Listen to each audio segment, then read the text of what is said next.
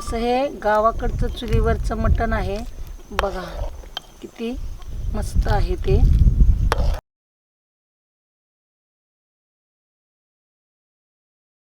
आज आपण बनवणार आहोत गावठी पद्धतीचे बोकडाचे मटण। सर्वप्रथम आपण तेल टाकून तेलामध्ये कांदा लालसर होईपर्यंत भाजून घेऊयात।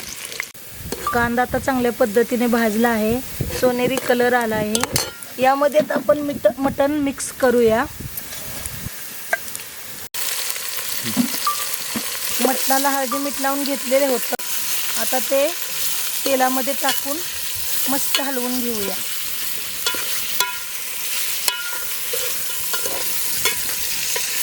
आता हे छानपैकी हलवून झालेलं आहे। ह्याच्यावर एक ताट झाकून ठेवूयात। आता ताट झाकून त्यामध्ये पाणी ओतूयात। आता ताट काढून घेतलेलं आहे आणि मटण पूर्णपणे हलवून बघितले, आता असं पाणी सुटलंय आणि ते तेलामध्ये चांगलं शिजवून घ्यायचं, म्हणजे चव अतिशय छान लागते।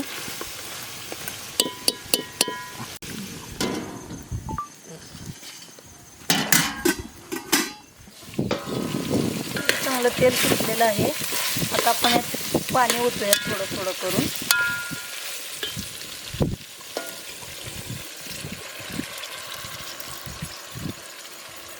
आता हलवून घेऊयात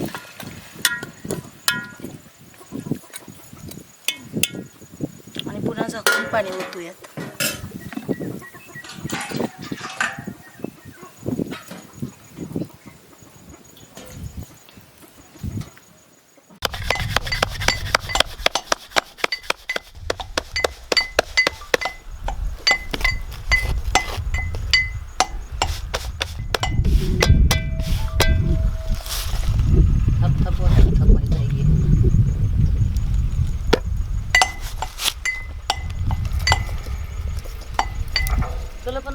आता हा असा आपला गावठी पद्धतीचा मसाला आहे।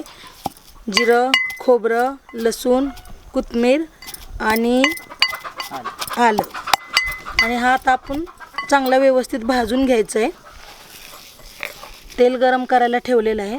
तेल गरम झालेलं आहे आपलं आता, तर तेलामध्ये हा मसाला चांगल्या प्रकारे भाजून घ्यायचा आहे।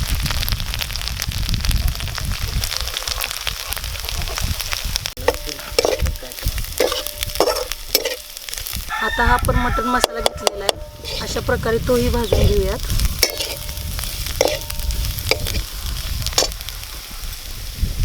आणि असा आपला हा गावठी पद्धतीचा मसाला आहे, तोही घालून घेऊयात आणि चांगलं हलवून घेऊयात। आता ही थोडं मटणाचं पाणी त्यात घालून चांगलं शिजवून घेऊयात।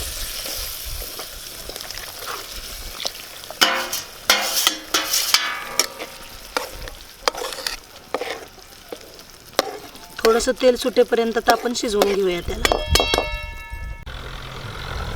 आता आपण बघूया तेल सुटलंय का। आता चांगल्या प्रकारे तेल सुटलेलं आहे मसाल्याला। आता आपण ते मटणाच्या रश्श्यामध्ये घालून घेऊयात। आता हे आपलं आणि शिजवून घेतलेल्यामध्ये भाजून घेतलेला मसाला घालून घेऊया अशा प्रकारे।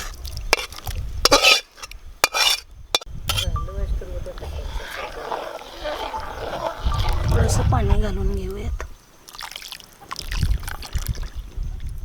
हे एकदम साध्या पद्धतीचं आणि गावरान चुलीवरचं मटण छान मस्तपैकी आता कट आलेलं आहे आणि अशा पद्धतीचं मटण आहे।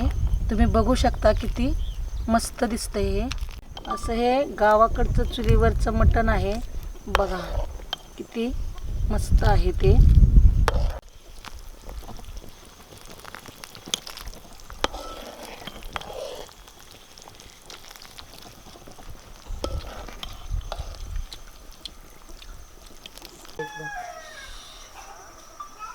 झालं का तुमचं?